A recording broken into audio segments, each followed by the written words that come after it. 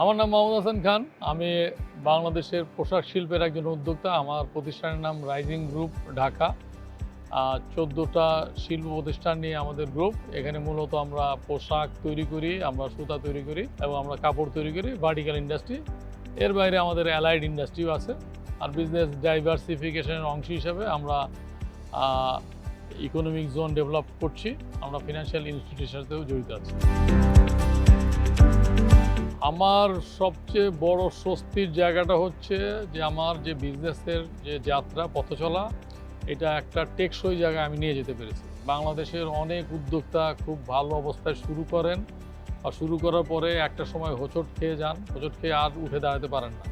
তো আলহামদুলিল্লাহ আমি আমার যে এই ব্যবসা বা শিল্প প্রতিষ্ঠান করার যে শুরু থেকে এখন পর্যন্ত খুব বড় বেশি ধরনের চ্যালেঞ্জের সম্মুখীন হয়নি। যে চ্যালেঞ্জগুলো আমি ফেস করেছি সেটা মোটামুটি ওভারকাম করে আজকের এই জায়গায় আসতে পেরেছি। দেখেন, বাংলাদেশ একটি উন্নয়নশীল দেশ। উন্নয়নশীল দেশের অন্যতম প্রধান সমস্যা হচ্ছে বেকারত্ব। আমি আমার বিশ্ববিদ্যালয়ের যে লেখাপড়া শেষ করে আমি চাইলে একটা ভালো চাকরি করতে পারতাম, কিন্তু উদ্যোক্তা হওয়ার পিছনে আমার অন্যতম প্রধান কারণ হচ্ছে আমার নিজেকে তৈরি করা এবং আমি মানুষের কর্মসংস্থান তৈরি করা। তো এই আমার যে ব্যবসা করা বা শিল্প প্রতিষ্ঠান করা, এর অন্যতম প্রধান সাফল্য বলবো যে আমাদের প্রায় 14,000-এর উপরে কর্মকর্তা, কর্মচারী, শ্রমিক আমাদের প্রতিষ্ঠানে কাজ করছে। এটাই হলো বড় সাফল্য বলে মনে করি। এবং বাংলাদেশের অর্থনীতির ভূমিকা রাখার ক্ষেত্রে, বেকারত্ব দূরীকরণের ক্ষেত্রে এটা সরাসরি ভূমিকা পালন করছে। আর আপনি জানেন যে 14,000 মানুষ কাজ করা মানেই এর সাথে সাথে আরও 2-3 জন জড়িত। যদি অ্যাভারেজ ফ্যামিলি সাইজ 3 জন ধরি, তাহলে প্রায় 42,000 লোক আমাদের এই শিল্পের উপর নির্ভর করছে। সেটাই হলো অন্যতম বড় সাফল্য বলব। বর্তমানে যে পোশাক শিল্প খাত আছে সেটা আমি বলবো যে মোটামুটি বাংলাদেশের কনটেক্সটে একটা মাঝামাঝি জায়গায় আছে। পথ চলাটা শুরু হয়েছিল আজ থেকে 40 বছর আগে। আমরা মনে করি যে বাংলাদেশের পোশাক শিল্প আগামী 20 বছর আরও চলমান থাকা উচিত, কারণ দেশের আর্থসামাজিক যে উন্নয়ন, এটার সাথে তাল মিলিয়ে এটা এমন একটা জায়গায় যেতে হবে যে আমরা যেন এরপরে আরও একটি ধাপে পৌঁছাতে পারি। পোশাক শিল্প হচ্ছে মূলত হলো আপনার লেবার ইন্টেন্সিভ ইন্ডাস্ট্রি। এখানে প্রচুর মানুষের কর্মসংস্থানের ব্যবস্থা করা হয়, কিন্তু একটা পর্যায়ে যে আপনার যে এলো ডেমোগ্রাফিক ডিভিডেন্ড এই মুহূর্তে পাচ্ছি, সেটা তো ইন ফিউচারে পাবো না। সেক্ষেত্রে আমাদেরকে আরও 10 থেকে 20 বছর চলতে হবে।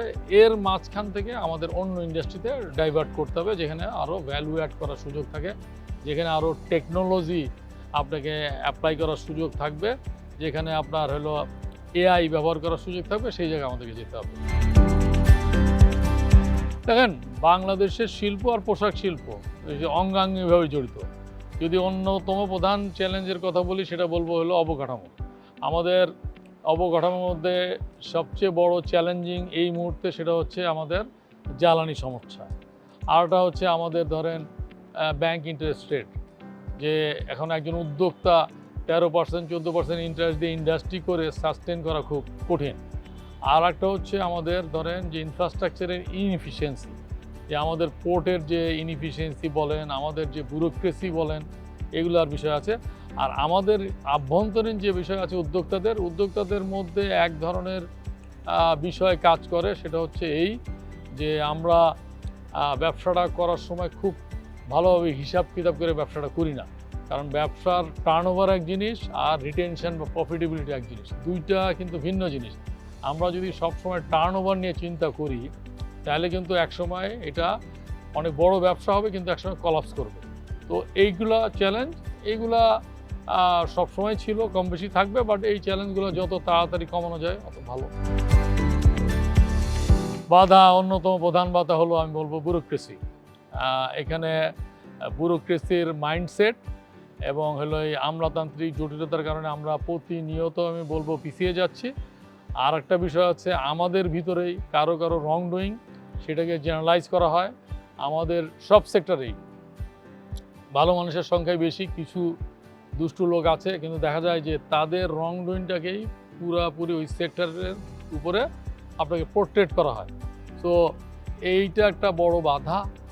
আর যেটা বাধা আছে আপনার কান্ট্রি ইমেজ, বাংলাদেশের সম্পর্কে আমরা যখন এক্সপোর্ট ওরিয়েন্টেড ইন্ডাস্ট্রির সাথে জড়িত, যখন আমরা নতুন প্রোডাক্ট নিয়ে যাই তখন প্রথমে আসে যে বাংলাদেশে তৈরি করতে পারবো কিনা। পোশাক শিল্পর ক্ষেত্রে এই চ্যালেঞ্জটা আমরা উতরে এসেছি। এখন নতুন কোনো প্রোডাক্ট নিয়ে যদি আমরা বিশ্ববাজারে প্রবেশ করতে চাই, প্রথমেই আসবে বাংলাদেশ এটা পারবে কিনা। এটা আমাদের একটা নেগেটিভ ইমেজ, সেইটাও আমাদেরকে আস্তে আস্তে ঠিক করতে হবে। এবং আমরা একটা পর্যায়ে যেহেতু পৌঁছাইতে পারছি একটা নির্দিষ্ট ইন্ডাস্ট্রিকে নিয়ে, আমরা আশা করি আমরা চেষ্টা করলে অন্য প্রোডাক্ট নিয়ে আমরা বিশ্ববাজারে গেলে আমরা এই চ্যালেঞ্জটা অতিক্রম করতে পারবো। দেখেন, একটা হচ্ছে দক্ষতা সমস্যা। এখানে আমাদের দেশে যে শিক্ষা ব্যবস্থা আছে সেই শিক্ষা ব্যবস্থা কিন্তু ইন্ডাস্ট্রি ওরিয়েন্টেড না।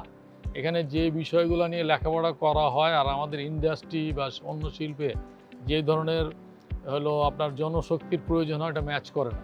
তো একটা ফ্রেশ গ্র্যাজুয়েট বা একজন ইন্টারমিডিয়েট পাস ছেলে যখন আমাদের শিল্পে আসে কাজ করতে, তারকে ট্রেন্ড অবস্থায় আমরা পাই না। তো তাকে আবার দেখা যায় ইন হাউস ট্রেনিং দিতে হয়। আবার দেখা যায় অনেক সময় এই ট্রেনিং নিতে নিতে হলো আপনার এই শ্রমিক বলি, কর্মকর্তা বলি, তাদের অনেকে আবার এই সেক্টর থেকে ঝরে যায়। তো তাদের ক্ষেত্রে অন্যতম প্রধান বাধা হচ্ছে দক্ষতা। সেই দক্ষতা তৈরি করারও দায়িত্ব কিন্তু আমাদের উপরে এসে পড়ছে। এটা সরকারেরও দায়িত্ব, আমরা যারা উদ্যোক্তা বা অ্যাসোসিয়েশন তাদেরও দায়িত্ব এই দক্ষতার উন্নয়ন করা। তো এটাই হলো মূল বাধা হলো আমাদের শ্রমিকদের ক্ষেত্রে। আমাদের ক্ষেত্রে যদি বলি, আমার ব্যক্তিগত ব্যবসার কথা বলি, আর যদি পোশাক শিল্পের কথা বলি, এটা হচ্ছে যে আন্তর্জাতিক ব্যবসা। এটাকে আমাকে আন্তর্জাতিকভাবে প্রতিযোগিতায় টিকে থাকতে হবে। আমার যিনি ক্রেতা, আমি এখানে কত দামে গুডস প্রডিউস করছি এটা ওনার কনসার্ন না। ওনার কনসার্ন হচ্ছে ল্যান্ডেড কস্ট, ওনার দেশে পৌঁছানোর পরে এটার কি খরচ বা মূল্য দাঁড়াবে। তো আমাদের যে চ্যালেঞ্জটা সেটা হচ্ছে ভৌগোলিক কারণে আমরা যখন ইউরোপ বা আমেরিকা এক্সপোর্ট করি তখন আমাদের এই ট্রান্সপোর্টেশন কস্টটা বেড়ে যায়। আমাদের লজিস্টিক দুর্বল হওয়ার কারণে কিন্তু আমাদের খরচ বাড়ে। সো এইটা আমাদের যারা কম্পিটিটর, বিশেষ করে চায়না, ইন্ডিয়া, ভিয়েতনাম, ওদের ক্ষেত্রে কিন্তু কম, এবং এটার সাথে কিন্তু দক্ষ জনশক্তিও জড়িত। তো সেটাই কিন্তু অন্যতম প্রধান যে আপনার যদি বলি, যেটা বললেন যে চ্যালেঞ্জটা কি অন্যদের সাথে, এই কম্পিটিটিভনেসটা আমরা হারিয়ে ফেলি আমাদের দুর্বল ইনফ্রাস্ট্রাকচার, ভৌগোলিক কারণ এবং আমাদের দক্ষতা কম থাকার কারণে। হ্যাঁ, দায়িত্ব তো মূলত হলো কর্মসংস্থান তৈরি করা এবং এটা যেন সাস্টেনেবল ওয়েতে গ্রো করে সেই চেষ্টাটা করা। তারপরে যাদেরকে আমরা নিয়োগ দিচ্ছি তাদের জীবনযাত্রা চলার মতো তারা যেন মজুরি বা বেতন পান সেটা লক্ষ্য রাখা, এবং একটা প্রতিষ্ঠানে একজন কর্মী বা একজন শ্রমিক কাজ করবে, তারা যেন তাদের সুখী মনে বা হাসি মুখে যেন কাজ করতে পারে সেই লক্ষ্যটা রাখা। কারণ একজন ধরেন অসুখী শ্রমিক দিয়ে বা আপনি কর্মচারী দিয়ে আপনি একটা ভালো ইন্ডাস্ট্রি চালাতে পারবেন।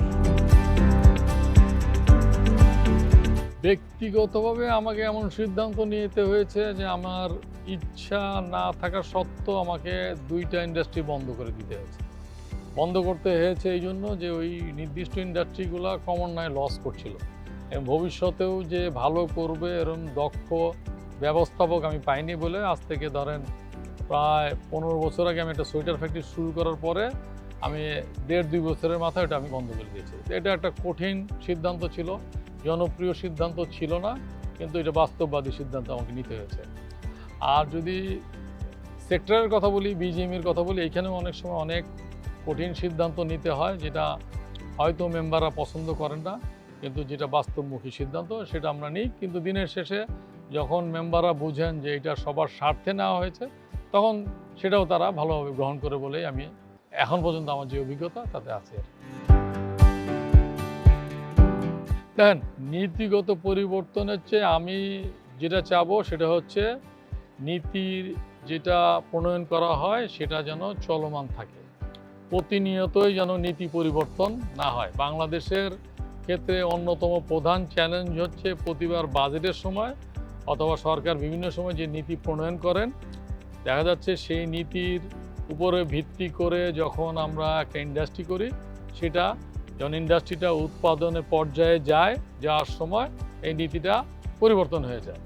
তো এইটা হলো আমাদের জন্য একটা অন্যতম প্রধান চ্যালেঞ্জ, এবং এটার জন্য কিন্তু যেটা আমরা এফডিআই বলছি, ফরেন ডিরেক্ট ইনভেস্টমেন্ট, বিদেশিরাও কিন্তু এটা নিয়ে মনক্ষুণ্ণ। তাদের অন্যতম প্রধান হলো অভিযোগ বাংলাদেশের ক্ষেত্রে যে নীতিগুলো আমরা প্রণয়ন করি, যে নীতিগুলো দেখে তারা বাংলাদেশে ইনভেস্ট করতে চান বা করেন, কিন্তু দেখা যায় যখন ইন্ডাস্ট্রিটা চালু করার সময় হয়েছে সেই নীতিটা পরিবর্তন করে ফেলা হয়েছে। এই জায়গার থেকে কিন্তু আমাদেরকে সরে আসতে হবে, অর্থাৎ নীতিগুলা চলমান থাকতে হবে এবং নীতিগুলা টেকসই হতে হবে। অ্যাটলিস্ট 5 বছরের জন্য একটা নীতি প্রণয়ন করা উচিত, প্রতি বছরই নীতি পরিবর্তন করা উচিত না।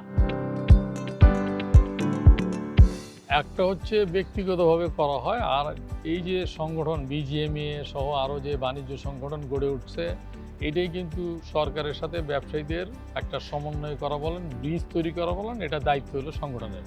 সেটাই আমরা বাণিজ্য সংগঠন থেকে করে থাকি, এবং এইটার মাধ্যমে যে উপকারটা হয় যে যারা নীতি তৈরি করেন সরকারে যারা থাকেন, আর যারা আমরা গ্রাউন্ডে আছি, যারা আমরা শিল্প পরিচালনা করি, আমাদের সমস্যাগুলা প্রত্যেকেই তো ইন্ডিভিজুয়ালি সরকারের কাছে পৌঁছাতে পারেন। তো আমরা যখন কালেকটিভলি সবগুলা সমস্যা আমরা এখানে আমাদের মেম্বারদের কাছে জানতে পারি, জানার পরে আমরা এটা নিয়ে সরকারের কাছে যাই। নট নেসেসারিলি যে অলওয়েজ সরকার আমাদের সব যে সমস্যাগুলো সমাধান করতে পারেন অথবা তারা গ্রহণ করেন, বাট দেখা যায় যে এটা অধিকাংশ ক্ষেত্রেই সরকার আমাদের কথার উপর ভিত্তি করে নীতি প্রণয়ন করেন বা করার চেষ্টা করেন। জটিলতা তো কিছু আছেই। তো মূলত এই ব্রিজটা তৈরি হয় হলো বাণিজ্য সংগঠনের মাধ্যমে। দেখেন, আজ থেকে 20 বছর 30 বছর আগে আমরা যে প্রক্রিয়ায় উৎপাদনটা পরিচালনা করতাম, আজকে কিন্তু আমাদের অধিকাংশ ফ্যাক্টরি ওই জায়গা থেকে সরে এসছে। আগে প্রতিদিন কত প্রোডাকশান হতো বা হবে সেটা দিনের শুরুতে নির্ধারণ করা হতো, এবং দেখা যেত দিনের শেষে ওইটা আমরা লক্ষ্যমাত্রায় পৌঁছাইতে পারতাম না অথবা পারতাম। এখন যেটা করা হয়, আমাদের ইন্ডাস্ট্রিয়াল ইঞ্জিনিয়াররা আমাদের উৎপাদন প্রক্রিয়ায় জড়িত, ট্র্যাডিশনাল প্রোডাকশন ম্যানেজার সুপারভাইজাররা না, ওনাদের জায়গায় আছেন, কিন্তু ইঞ্জিনিয়াররা সিদ্ধান্ত নেন একটা প্রোডাক্ট করতে সর্বোচ্চ কত মিনিট সময় লাগতে পারে, এবং এইটার এগেনস্টে ওই উৎপাদন প্রক্রিয়ার সাথে যারা জড়িত, ইফিসিয়েন্সি কোন লেভেলে গেলে আপনি ব্রেক ইভেন পয়েন্টে থাকবেন, আর এফিসিয়েন্সি কত লেভেলে গেলে আপনি প্রফিট করবেন। তো এই ক্যালকুলেশনগুলো আগে ছিল না। একটা প্রোডাক্ট তৈরি করতে কত মিনিট লাগবে সেটার জন্য এখন একটা প্রযুক্তি আমরা ব্যবহার করি, এসএমই ক্যালকুলেশন বলি। আমরা প্রতি মিনিটে কত খরচ হয় সেই হিসাবটা করি, যে আমাদের হলো কস্ট পার মিনিট যেটা আমরা বলি, আর এটার এগেনস্টে আমরা বাইরের কাছ থেকে কত অ্যাপ্রোচ করব, মূল্য নির্ধারণ করব, সেটা আমরা ঠিক করি। সো এই প্রযুক্তিগুলো ব্যবহার করা হচ্ছে। এর বাইরে ধরেন ইন্টারনাল প্রোডাকশন ম্যানেজমেন্টে প্রযুক্তি ব্যবহার করা হয়, সেটা হলো দক্ষতা বৃদ্ধি করার জন্য, এফিসিয়েন্সি বাড়ানোর জন্য। তারপরে আরও একটা প্রযুক্তি আমরা ব্যবহার করি, সেটা হচ্ছে এই অপচয় কত কমানো যায়। আজ থেকে 20 বছর আগে আমরা উৎপাদন প্রক্রিয়ায় যে পরিমাণ অপচয় করতাম র মেটেরিয়ালের, এখন কিন্তু আমরা সেই পরিমাণ অপচয় করি না, করতে পারি না, অ্যাফোর্ডও করতে পারি না, তাহলে আমরা কম্পিটিটিভ থাকবো না। আমরা আরও প্রযুক্তি ব্যবহার করার চেষ্টা করছি, সেটা হচ্ছে ইউটিলিটিস, অর্থাৎ ইলেকট্রিসিটি, স্টিম ব্যবহারের ক্ষেত্রে কত বেশি সাশ্রয়ী হওয়া যায়। আমরা ওই মানধাত্তা আমলের মেশিনগুলো থেকে আস্তে আস্তে সরে আসছি। যেমন আগে প্রত্যেকটা মেশিনের সাথে মোটর ব্যবহার হতো, যার হলো ইলেকট্রিসিটি কনজামশন অনেক হাই, কিন্তু এখন হলো সবগুলাই ইনভার্টার ব্যবহার করা হয়, যার কনজামশন অনেক কম। মোটর ব্যবহার করলেও এখানে কিন্তু আধুনিক মোটর আছে, প্রতি 2-3 বছর পর পর নতুন ভার্সন আসছে। সেগুলো সম্পর্কে আমরা যারা সচেতন উৎপাদনকারী বা ম্যানুফ্যাকচারার, তারা কিন্তু এটা পরিবর্তনগুলো করেন। তা না হলে আপনার যদি উৎপাদন খরচ কমাতে না পারেন, তাহলে আপনি বিশ্ববাজারে টিকবেন না। তো এই সবগুলো করতে কিন্তু প্রযুক্তি ব্যবহার করতে হয়, তাই সেই প্রযুক্তিগুলো আমরা ব্যবহার করি বা করার চেষ্টা করি। যারা করেন না তারা টিকছেন না বা টিকবেন না। যে যত বেশি প্রযুক্তি ব্যবহার করতে পারবেন, তার কস্ট অফ প্রোডাকশান কমে আসবে এবং তিনি তত বেশি প্রফিট করতে পারবেন, অথবা মার্জিন তার একটা ভালো পর্যায়ে থাকবে। তো সব প্রযুক্তির ব্যবহার আজ থেকে 20-30 বছর যে জায়গায় ছিল, প্রতিনিয়ত এগিয়ে যাচ্ছে, সামনে আরও এগোবে। ধরেন এরপরে হয়তো আমাদেরকে এআই ইউজ করতে হবে। এআই ইউজ হচ্ছে ধরেন আমাদের ডকুমেন্টেশনের ক্ষেত্রে। তো এটাও আগে ছিল না, আগে আমরা ম্যানুয়ালি ডকুমেন্ট তৈরি করতাম। তা এখন হয়তো দেখা যাচ্ছে এআই ইউজ করে আমরা হয়তো আমাদের shipping document, commercial document, merchandising এগুলো আমরা করছি। প্রযুক্তির ব্যবহার প্রতিনিয়ত একটু একটু করে বাড়ছে। পরিকল্পনাটা আমাদেরকে করতে হয় বেসড অন চ্যালেঞ্জ। আমাদের চ্যালেঞ্জ দুই রকম, একটা হলো স্থানীয়, একটা হলো বৈশ্বিক। স্থানীয় চ্যালেঞ্জগুলোর সাথে ধরেন প্রাকৃতিক দুর্যোগ, রাজনৈতিক অস্থিরতা, আপনার ধরেন আমাদের হলো ব্যাংকিং সেক্টরের অস্থিরতা, এখানকার রং ডুইং, এই সবগুলাকে কনসিডারেশন নিয়েই এক ধরনের প্রস্তুতি নিতে হয়, সেটা স্বল্পমেয়াদী। আর বৈশ্বিক চ্যালেঞ্জ যেমন ধরেন হলো আপনার কোভিড সিচুয়েশান বা ইউক্রেন রাশিয়া যুদ্ধ, এখন যে মিডল ইস্টের যুদ্ধ, এগুলা কোনোটাই আমাদের নিয়ন্ত্রণে না। কিন্তু ইন্টারনাল কন্টিনজেন্সি প্ল্যান প্রত্যেকটা ফ্যাক্টরি থাকা উচিত। আর একটা হচ্ছে এটা থাকলেও যে ফ্যাক্টরি টিকবে এমন না, সেক্ষেত্রে রাষ্ট্রীয় বা সরকারিভাবে কিছু ধরেন সাপোর্টের প্রয়োজন হয়। তো শর্ট টার্মের ক্ষেত্রে এই মুহূর্তে আমরা আগামী 3 বছরের মধ্যে যদি আমরা বলি, সেটা হচ্ছে আমাদের লাগবে, সেটা হলো যে আমরা যেহেতু একটা পর্যায়ে যে এলডিসি থেকে গ্র্যাজুয়েটেড হয়ে যাব, গ্র্যাজুয়েটেড হয়ে গেলে আমাদের যে এখন যে আমরা ট্যারিফ বেনিফিট পাই, এটা কিন্তু আমরা পাবো না।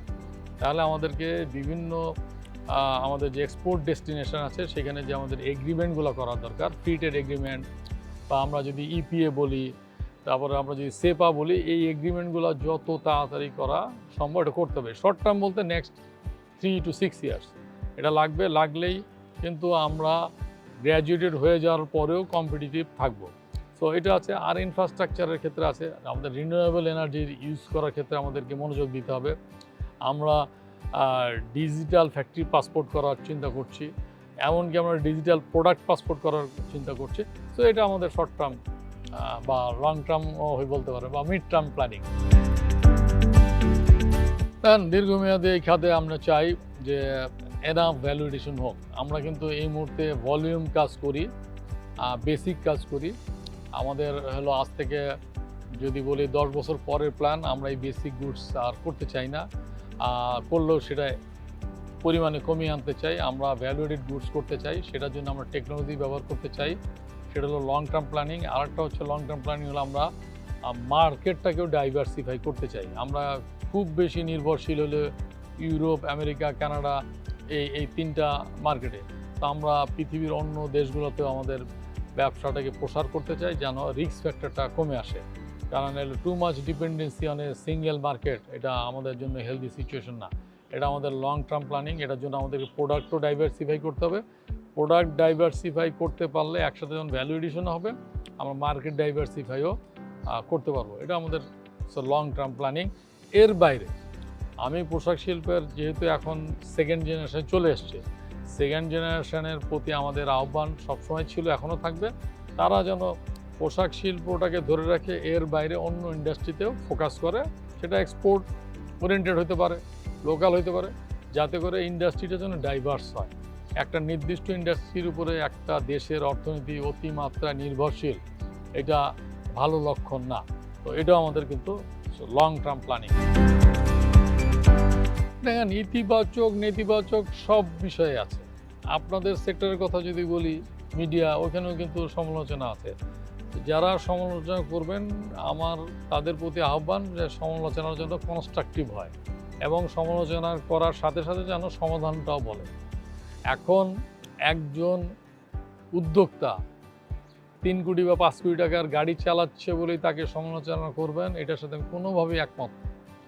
আমি এই সমালোচনাকে তখনই গ্রহণযোগ্য বলবো যে ওই উদ্যোক্তা যদি ওই গাড়িটা চালাচ্ছেন সেটা প্রপারলি টাকা ইনকাম না করে, অথবা অবৈধভাবে কেউ যদি টাকা ইনকাম করে, সেটার ব্যাপারে একজন উদ্যোক্তা, একজন ব্যবসায়ী, উনি যদি ট্যাক্স পে করেন, ওনার ট্যাক্স পেমেন্টের টাকা দিয়ে যদি উনি গাড়ি কিনেন বা উনি যদি বিলাসিতা করেন, তাহলে আমি সমালোচনা কোনো কারণ দেখি না।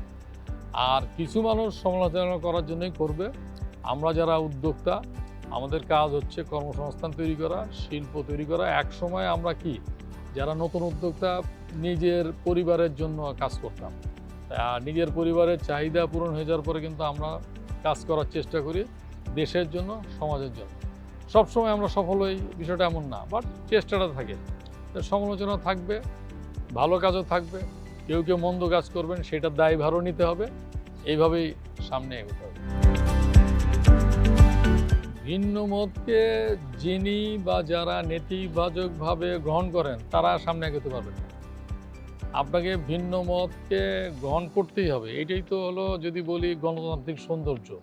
আর ভিন্ন মতটা নেওয়ার পরে কিন্তু আপনার নিজস্ব মতামতটাকে আপনি পরিশীলিত করতে পারবেন। তো সুতরাং এটা সব ক্ষেত্রে প্রযোজ্য, ভিন্ন মতকে আপনি গ্রহণ করা। বিষয়টা এমন না যে সবসময় ভিন্ন মতকে গ্রহণ করে আপনি সেই অনুযায়ী কাজ করতে হবে। যেটা আপনার নিজের মনে হবে সঠিক, আর ভিন্ন মতামতের যে অংশটা মনে করবেন সঠিক বা মনে করবো সঠিক, সেটা নিয়ে এগোতে হবে। সবাই যে এক জায়গায় সহমত হচ্ছে সেটা হচ্ছে এই যে, যে কোনো কাজে, আমি যদি বলি যে স্বচ্ছতা থাকতে হবে। আপনার কাজে, আমার কাজে, আমাদের কাজে যদি স্বচ্ছতা থাকে, তাহলে কিন্তু এই একটা সময় ভিন্ন মত থাকার পরেও কিন্তু সেই জায়গাটায় আমরা সবাই যে সহমতে চলে আসবো যে না, যা করা হচ্ছে সেইগুলো সবগুলা সঠিক প্রক্রিয়া করা হচ্ছে।